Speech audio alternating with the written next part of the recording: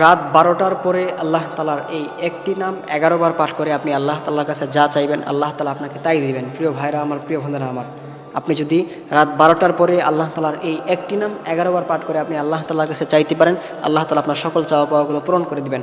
আল্লাহ তাআলা আপনার যে সমস্যাগুলো আছে আল্লাহ তাআলা সেগুলো দূর করে দিবেন।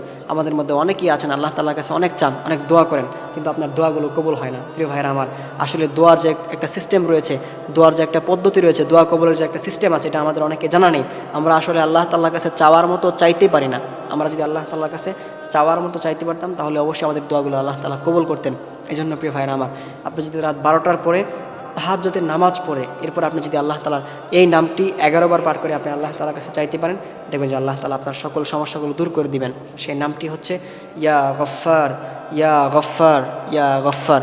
আপনি আল্লাহ তাআলার এই নামটি হাতে গুনে গুনে ১১ বার পাঠ করবেন। ১১ বার পাঠ করে এরপর আপনি আল্লাহ তাআলার কাছে হাত তুলবেন, আল্লাহ তাআলা আপনার সকল চাওয়া পাওয়াগুলো পূরণ করে দিবেন। কেননা আল্লাহ তাআলা কোরআনে বলে দিয়েছেন, ওয়ালিল্লাহিল আসমাউল হুসনা ফাদউহু বিহা।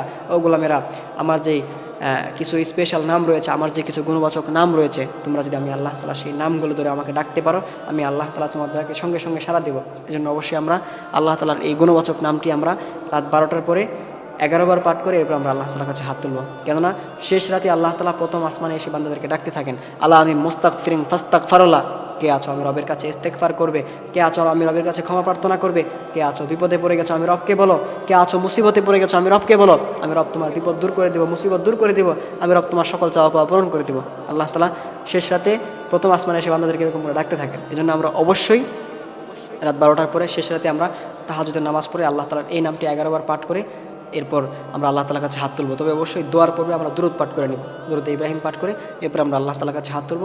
আল্লাহ তাআলা আমাদের সকল চাওয়া পাওয়াগুলো পূরণ করে দেবেন ইনশাআল্লাহ। আল্লাহ তাআলা আমাদের সকলকে এই আমলটি বুঝে এবং শুনে করার তৌফিক দান করুন, আমিন।